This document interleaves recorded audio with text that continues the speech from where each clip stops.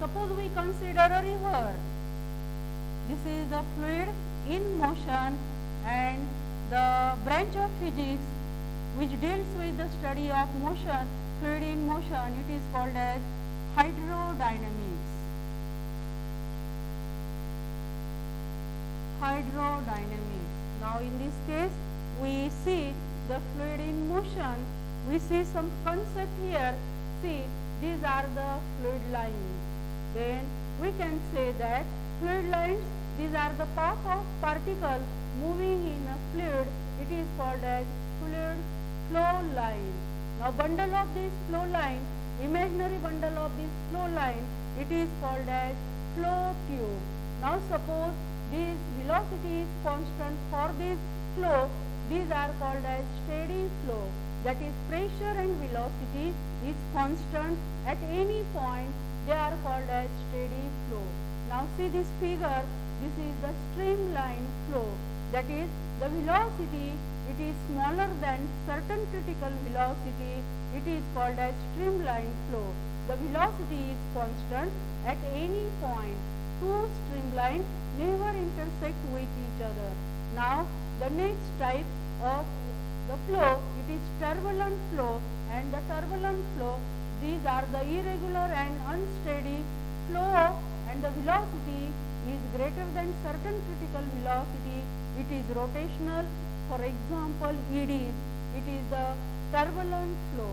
Now we see some viscous force and non-viscous flow. We consider here the Stokes Law and terminal velocity.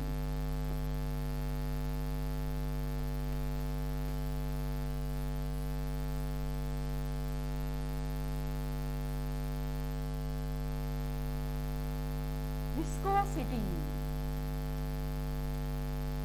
We consider the expression Newton's law of viscosity. Newton's law of viscosity. Now consider, suppose this figure, in this figure the distance or the flow or the lines having constant velocity, but the distance is dx here.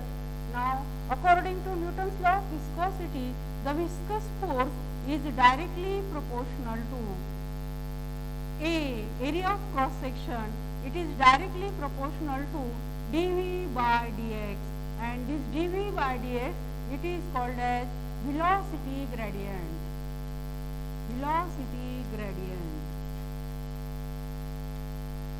Newton's law states that this viscous force, it is directly proportional to area of cross section, it is directly proportional to velocity gradient. Totally we can write this viscous force is directly proportional to A into dV by dx. Then F is equal to eta A dV by dx. This eta, it is called as coefficient of viscosity. Then coefficient of viscosity, n eta is equal to, we can write F divided by A into dV by dx. Then SI unit of this eta, that is the SI unit of force is Newton, area is meter, velocity is meter per second, and distance is meter.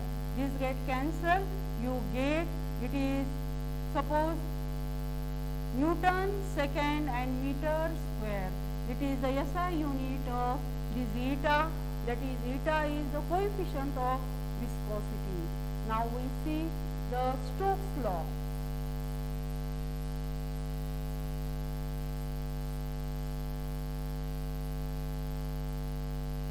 See, in case of Stokes law, see, this is the metal sphere. This metal sphere dropped in this viscous medium. Then V is the velocity. This velocity is called as terminal velocity, and the viscous force, in this case, Stokes law.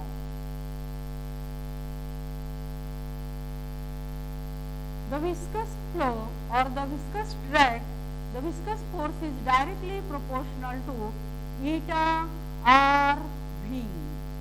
Now, the Stokes law states that the viscous drag or viscous force is directly proportional to eta RV, where eta is coefficient of viscosity. Then R is radius of metal sphere, and V is terminal velocity.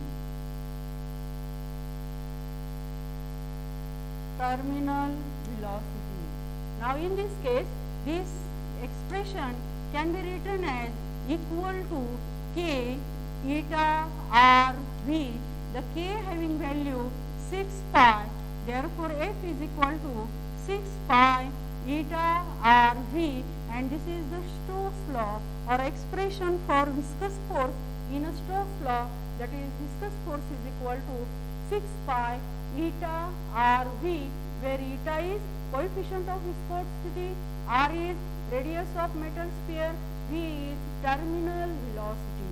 Now we find the expression for terminal velocity.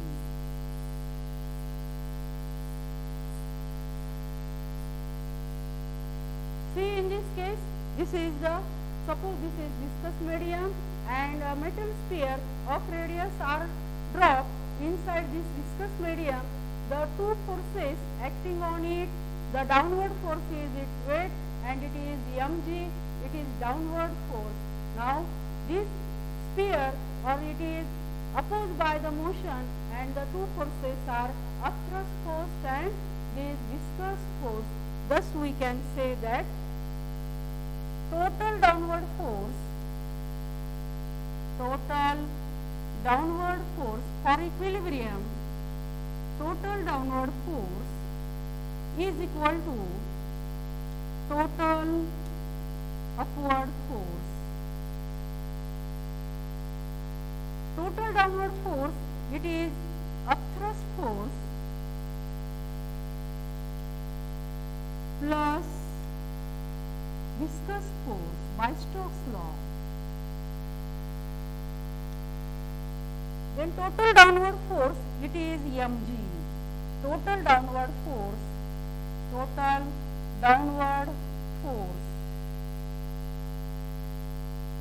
it is mg, and we know mass is equal to volume into density into g.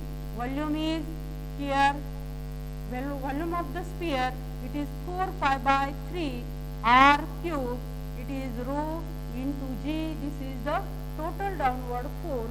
In case of total upward force, that is, it is total upward force, here we can write here, it is 4 pi by 3 r cube rho g is equal to, upthrust force is same but the density is different here, it is 4 pi by 3 r cube rho into sigma. We can say density of this liquid is sigma into g, and viscous force is 6 pi eta r v.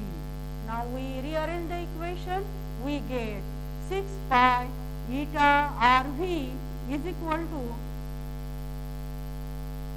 4 pi by 3 r cube rho g minus 4 pi by 3 r cube sigma g.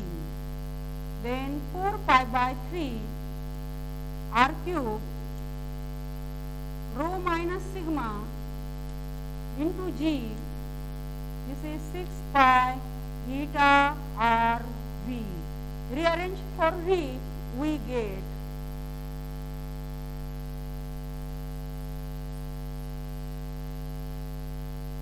here pi gets cancelled, 1 r gets cancelled here, therefore we can write it is 3, it is 2, therefore it is v is equal to 2 by 9 r square rho minus sigma into g divided by eta. It is the expression for terminal velocity. or formula for terminal velocity.